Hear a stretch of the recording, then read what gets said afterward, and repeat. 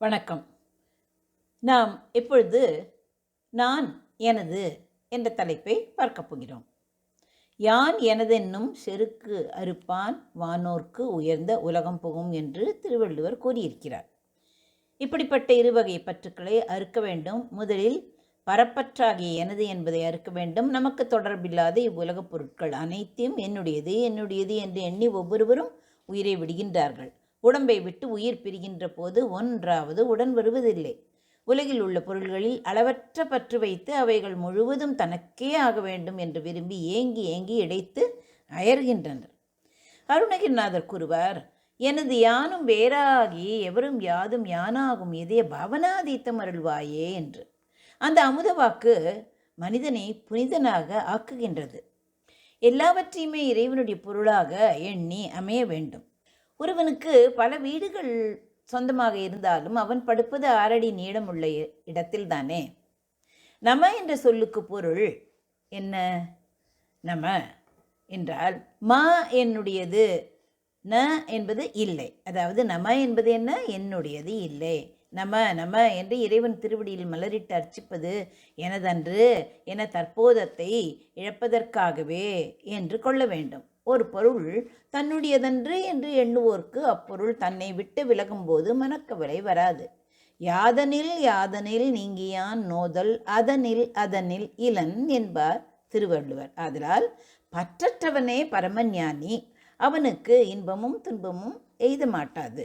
பாரொடு விண்ணாய் பரந்த எம்பரனே பற்று நான் மற்றிலேன் கண்டாய் என்று மாணிக்க வாசகர் கூறுகிறார். ஜனகர் என்ன செய்தார்? மனைவி, மக்கள், வீடு, வாசல், நிலப்புலன்கள் கூடியிருப்பினும் அவைகளுக்கும் தமக்கும் தொடர்பில்லை என்று தாமரை இலை தண்ணீரை போல் வாழ்ந்து கொண்டிருந்தார்.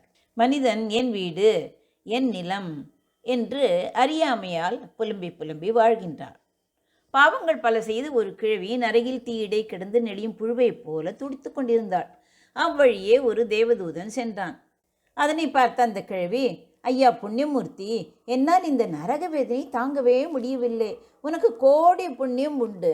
என்னை இந்த நரகத்திலிருந்து கை தூக்கி விடு அப்பா என்று ஈனமான குரலில் அலறி. தேவதூதனுக்கு அவளை கண்டவுடன் பாவமாக இருந்தது, இரக்கம் உண்டாயிற்று. கிழவியே, உன்னை நான் சொர்க்கத்தில் சேர்க்க வேண்டுமாயின் புண்ணியம் சிறிதாவது செய்திருக்க வேண்டுமே. நீ ஏதாவது புண்ணியம் செய்திருக்கிறாயா என்று கேட்டார். அந்த கிழவி, ஐயனே, எனக்கு ஏராளமான செல்வங்கள் இருந்தன. எல்லாம் என்னுடையவை என்று வைத்து காப்பாற்றினேன். அவைகளில் இங்கு ஒரு அணு கூட என்னுடன் வரவே இல்லை.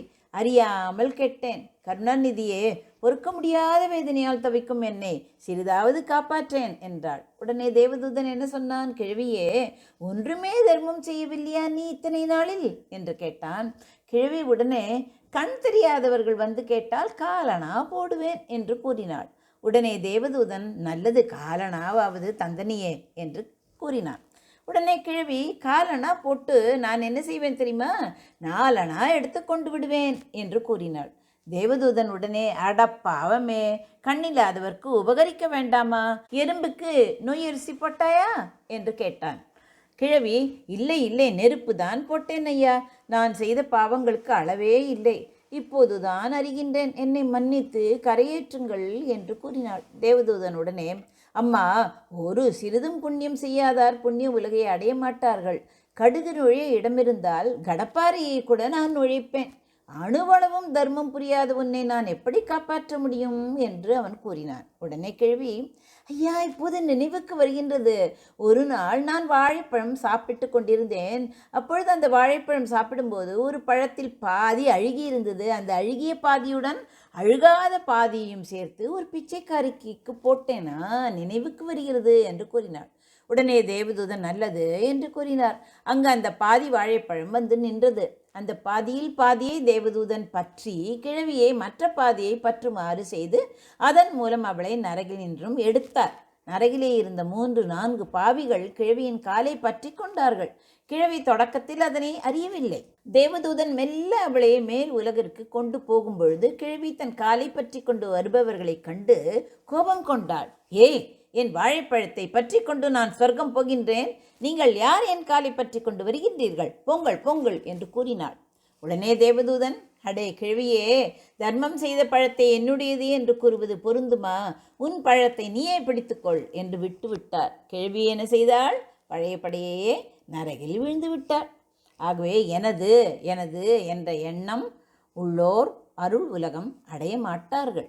என்னது யான் என்பதர எவ்விடமும் என் ஆசான் சந்நிதியாக கண்டு நிஷ்டை சாதிப்பது என்னாலோ.